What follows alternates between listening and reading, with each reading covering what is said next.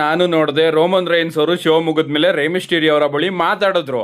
But ನಂದು screen end ಆಯ್ತು ಗುರು, ಅಲ್ಲಿಗೆ ಸ್ಕ್ರೀನ್ ಎಂಡ್ ಆಯ್ತು. ನನಗೆ ಮುಂದೆ ಏನಾಯ್ತು ಅಂತ ಗೊತ್ತಾಗ್ಲಿಲ್ಲ. ಅದಾದ್ಮೇಲೆ ವಿಡಿಯೋ ಅಪ್ಲೋಡ್ ಎಲ್ಲ ಮಾಡಾದ್ಮೇಲೆ ಇದ್ಯಾವ ಸೆಗ್ಮೆಂಟ್ ಗುರು, ರೋಮನ್ ರೈನ್ಸ್ ಅವರು ರೇಮಿಸ್ಟೀರಿ ಅವರ ಜೊತೆ ಮಾತಾಡ್ತಾ ಇದ್ದಾರೆ, ಮಧ್ಯದಲ್ಲಿ ಏನಾದ್ರು ಬ್ಯಾಕ್ ಸ್ಟೇಜ್ ಸೆಗ್ಮೆಂಟ್ ನಾನು ಮಿಸ್ ಮಾಡ್ಕೊಂಡ ಅಂತ ನೋಡಿದೆ. ಅದಾದ್ಮೇಲೆ ಗೊತ್ತಾಯ್ತು ಅವರು ಬಂದು ವಿದ ಒಂದು ಸೈನ್ ನ ಕೊಟ್ಟು ಹೊರಗಡೆ ಹೋಗ್ಬೇಕಾದ್ರೆ ಬ್ಯಾಕ್ ಸ್ಟೇಜ್ ಅಲ್ಲಿ ರೋಮನ್ ರೈನ್ಸ್ ಅವರು ರೇಮಿಸ್ಟೀರಿ ಅವ್ರನ್ನ ನೋಡಿದ್ರು ಅಂತ. ಎಸ್, ಅಲ್ಲಿ ಏನ್ ಮಾತಾಡಿದ್ರು ಅಂತ ತಿಳಿಸ್ಕೊಡ್ತೀನಿ. ಕಾಮೆಂಟ್ ಅಲ್ಲೆಲ್ಲ ಬರೀ ಅದನ್ನೇ ಕೇಳ್ತಾ ಇದ್ದೀರಾ. ಬ್ಯಾಕ್ ಸ್ಟೇಜ್ ಅಲ್ಲಿ ನಮ್ಮ ರೋಮನ್ ರೈನ್ಸ್ ಅವರು ಬಂದಾಗ ಅವ್ರಿಗೋಸ್ಕರ ನಮ್ಮ ರೇಮಿಸ್ಟೀರಿ ಅವರು ಕಾಯ್ತಾ ಇರ್ತಾರೆ. ಅಂಡ್ ರೋಮನ್ ರೈನ್ಸ್ ಹಾಗೆ ರೇಮಿಸ್ಟೀರಿ ಅವರ ನಡುವೆ ಹ್ಯಾಂಡ್ ಶೇಕ್ ಕೂಡ ನಮಗೆ ನೋಡೋದಕ್ಕೆ ಸಿಗುತ್ತೆ. ಅಂಡ್ ಆಗ ನಮ್ಮ ರೇಮಿಸ್ಟೀರಿ ಅವರು ಹೇಳ್ತಾರೆ, ರೋಮನ್ ನಿನಗೆ ಗೊತ್ತಾ ನಾನು AAA ಶೋನ ಜನರಲ್ ಮ್ಯಾನೇಜರ್ ಅಂತ.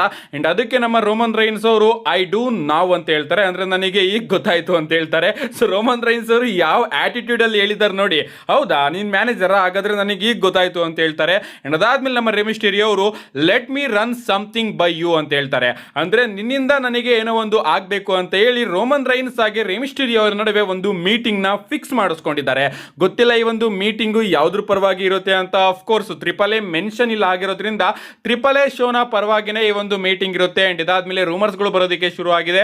AAA ಶೋ ಅಲ್ಲಿ ನಮಗೆ ರೋಮನ್ ರೈನ್ಸ್ ಅವರ ಅಪಿಯರ್ ನೋಡೋದಕ್ಕೆ ಸಿಗಬಹುದು, ಅಥವಾ ಟ್ರಿಪಲ್ ಮೇನಿಯಾ ಏನ್ ನಮಗೆ ನೋಡೋದಕ್ಕೆ ಸಿಗ್ತಾ ಇದೆ AAA ಇವೆಂಟ್ ನ ಒಂದು ದೊಡ್ಡ ರಸಲ್ ಮೇನಿಯಾ ರೀತಿ ಅವರು ಪ್ಲಾನ್ ಮಾಡ್ತಾರೆ. ಅದು ಈ ಬಾರಿ 2 ನೈಟ್ ಅಲ್ಲಿ ನೋಡೋದಕ್ಕೆ ಸಿಗುತ್ತೆ. ಒಂದು ನೈಟ್ USA ಅಲ್ಲಿ ಅವರು ಮಾಡ್ತಾ ಇದ್ದಾರೆ. ಅಂಡ್ ಅಲ್ಲಿ ಪ್ರಾಬಬ್ಲಿ ರೋಮನ್ ರೈನ್ಸ್ ಅವರ ಮ್ಯಾಚ್ ನಮಗೆ ನೋಡೋದಕ್ಕೆ ಸಿಗಬಹುದು. ರೋಮನ್ ರೈನ್ಸ್ ಹಾಗೆ AAA ಶೋನ ಯಾವ್ದಾದ್ರು ಒಬ್ಬ ಸೂಪರ್ ಸ್ಟಾರ್ ಜೊತೆ WWE ಅವರು ಆ ಒಂದು ಶೋನ ಇನ್ನೂ ಕೂಡ ಪ್ರಮೋಟ್ ಮಾಡೋದಕ್ಕೆ ಮ್ಯಾಚ್ ನ ಬುಕ್ ಮಾಡಬಹುದು ಅಂತ ರೂಮರ್ಸ್ ಗಳು ಬರ್ತಾ ಇದೆ. ಸದ್ಯಕ್ಕೆ ನಮ್ಮ ರೇಮಿಸ್ಟೀರಿ ಅವರು ರೋಮನ್ ರೈನ್ಸ್ ಅವರ ಜೊತೆ ಒಂದು ಮೀಟಿಂಗ್ ನ ಫಿಕ್ಸ್ ಮಾಡಿಸ್ಕೊಂಡಿದ್ದಾರೆ. ಐ ಥಿಂಕ್ ನನಗೂ ಕೂಡ ಅನ್ಸುತ್ತೆ ರೋಮನ್ ರೈನ್ಸ್ ಅವರು ಟ್ರಿಪಲ್ ಮೇನಿಯಾದಲ್ಲಿ ಅಪಿಯರ್ ಆಗ್ತಾರೆ ಅಂತ. ಅಪಿಯರ್ ಆದ್ರೇನೆ ನಿಜವಾಗ್ಲೂ ದೊಡ್ಡ ವಿಚಾರ.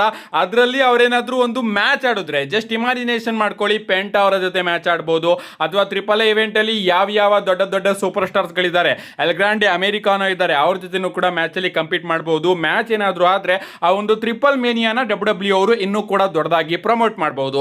ಅಂಡ್ ಈ ರೀಸನ್ ಗೆ ಈ ಒಂದು ಬ್ಯಾಕ್ ಸ್ಟೇಜ್ ಸೆಗ್ಮೆಂಟ್ ನ ಇಟ್ರು ಅಂತಾನೆ ಹೇಳ್ಬೇಕು.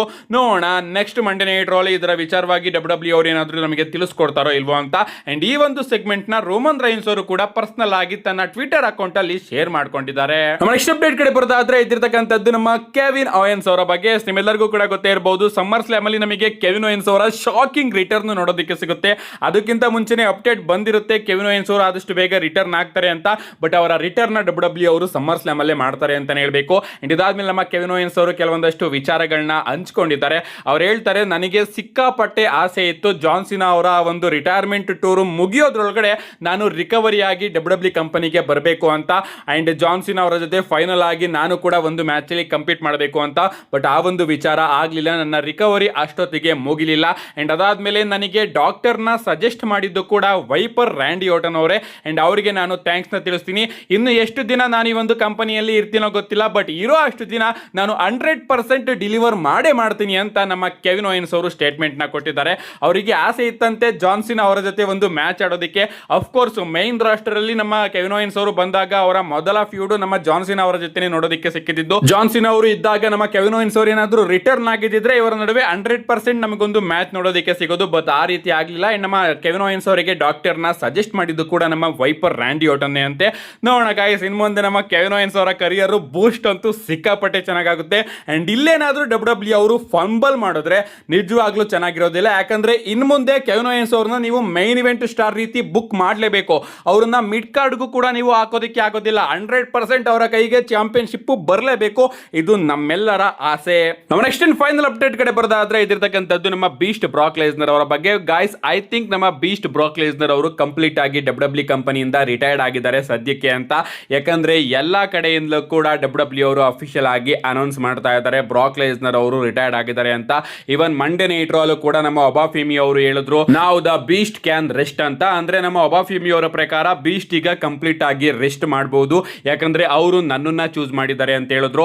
ಅಷ್ಟೇ ಅಲ್ಲ, WWE ಅವರು ಕೂಡ ನಮ್ಮ ಬ್ರಾಕ್ ಲೆಸ್ನರ್ ಅವ್ರನ್ನ ಈಗ ಅಲ್ಯೂಮಿನಿಯಂ ಸೆಕ್ಷನ್ ಅಲ್ಲಿ ಹಾಕಿದ್ದಾರೆ. ಇದ್ರ ಪ್ರಕಾರ WWE ಕಡೆಯಿಂದ ಬ್ರಾಕ್ ಲೆಸ್ನರ್ ಅವರು 100% ರಿಟೈರ್ಡ್ ಆಗಿದ್ದಾರೆ.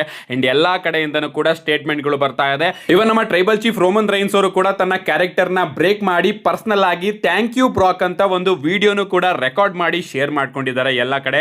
ಅದರಲ್ಲಿ ಅವರು ನಮ್ಮ ಬ್ರಾಕ್ ಲೆಸ್ನರ್ ಅವರಿಗೆ ಹೇಳ್ತಾರೆ, ನಿಜವಾಗ್ಲೂ ಬ್ರಾಕ್ ಲೆಸ್ನರ್ ಸಿಕ್ಕಾಪಟ್ಟೆ ಗ್ರೇಟೆಸ್ಟ್. ಅವನು ಮಾಡಿರ್ತಕ್ಕಂತಹ ವಿಚಾರನ WWE ಕಂಪನಿಯಲ್ಲಿ ಅಥವಾ ಎಲ್ಲ ಕಡೆ ಯಾರು ಕೂಡ ಮಾಡೋದಕ್ಕೆ ಸಾಧ್ಯ ಇಲ್ಲ. UFC ಇಂದ ಒಂದು WWE ಕಂಪನಿಯಲ್ಲಿ ಇದ್ದು ಅದಾದ್ಮೇಲೆ ಮತ್ತೊಮ್ಮೆ UFC ಗೆ ಹೋಗಿ ಅಲ್ಲಿ ಚಾಂಪಿಯನ್ ಆಗಿ ಅಲ್ಲಿಂದ ಮತ್ತೆ ಇಲ್ಲಿಗೆ ಬಂದು ಈ ರಿಂಗಲ್ಲೂ ಕೂಡ ಅವನು ತನ್ನ ಪರ್ಫಾರ್ಮೆನ್ಸ್ ನ ಕೊಟ್ಟಿದ್ದಾನೆ. ನಿಜವಾಗ್ಲೂ ಅವನಿಂದ ನಾನು ತುಂಬಾನೇ ಕಲ್ತಿದ್ದೀನಿ. ರಸಲ್ ಮೀನಿಯಾದಲ್ಲಿ ಅವನ ಜೊತೆ ಆಡಿದಂತಹ ಮ್ಯಾಚ್ ನನ್ನ ಕರಿಯರ್ ನ ಟರ್ನಿಂಗ್ ಪಾಯಿಂಟ್ ಆಗಿತ್ತು. ಅಂಡ್ ನಿಜವಾಗ್ಲೂ ಬ್ರಾಕ್ ಲೆಸ್ನರ್, ನೀನು ನನಗೆ ಏನೇನ ಕಲ್ಸ್ಕೊಟ್ಟಿದ್ಯೋ ಅದೆಲ್ಲದಕ್ಕೂ ಕೂಡ ನಿನಗೆ ತುಂಬಾನೇ ಧನ್ಯವಾದಗಳು. ನಾನು ನಿನ್ನ ಎಲ್ಲಾ ವಿಚಾರಗಳು ಕೂಡ ಅಪ್ರಿಶಿಯೇಟ್ ಮಾಡ್ತೀನಿ.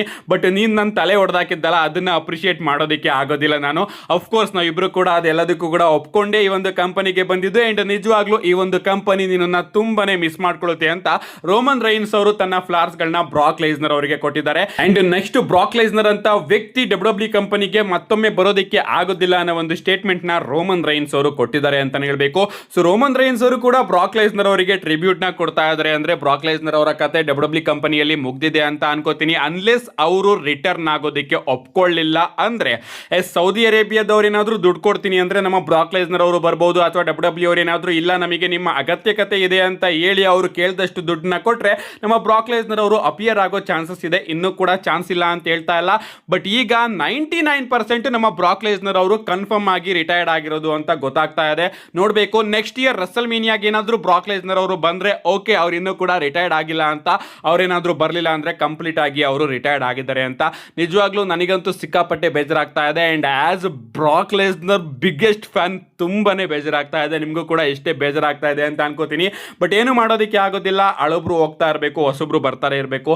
ಇನ್ನೂ ನಿಜವಾಗ್ಲೂ ಸಿಕ್ಕಾಪಟ್ಟೆ ಬೇಜಾರಾಗ್ತಾ ಇದೆ ಗುರು. ಬ್ರಾಕ್ ಲೆಸ್ನರ್ ಇನ್ನು ಮುಂದೆ ನೋಡೋದಕ್ಕೆ ಸಿಗೋದಿಲ್ವಾ ಅಂತ ನಂಬಿಕೆನೇ ಬರ್ತಾ ಇಲ್ಲ. ಬಟ್ ನೋಡೋಣ, ಹೋಪ್ಫುಲಿ ಒಂದಿನ ನಮ್ಮ ಬ್ರಾಕ್ ಲೆಸ್ನರ್ ಅವರು ಮನ್ಸು ಮಾಡಿ WWE ಕಂಪನಿಗೆ ಬರಲಿ ಅಂತ ಕೇಳ್ಕೊಳ್ಳೋಣ. ನಿಮ್ಮ ರಿಯಾಕ್ಷನ್ ಹೇಗಿತ್ತು ಇದ್ರ ಬಗ್ಗೆ? ನಿಮ್ಮ ರಿಯಾಕ್ಷನ್ನ ಕಮೆಂಟ್ ಮಾಡಿ. ಆ್ಯಂಡ್ ನಿಜವಾಗ್ಲೂ ನಾನಂತೂ ಮನಸ್ಫೂರ್ತಿಯಾಗಿ ಹೇಳ್ತೀನಿ ಥ್ಯಾಂಕ್ ಯು ಬ್ರಾಕ್ ಅಂತ. ನಿಜವಾಗ್ಲೂ ಈ ಒಂದು ವಿಡಿಯೋಗೆ ಲೈಕ್ ಮಾಡಿ, ಎಷ್ಟಾಗುತ್ತೋ ಅಷ್ಟು ಥ್ಯಾಂಕ್ ಯು ಬ್ರಾಕ್ ಅಂತ ಕಮೆಂಟ್ ಸೆಕ್ಷನಲ್ಲಿ ಕಮೆಂಟ್ ಮಾಡಿ ಅಂತ ಕೇಳ್ಕೊತಾ see you guys in my next video.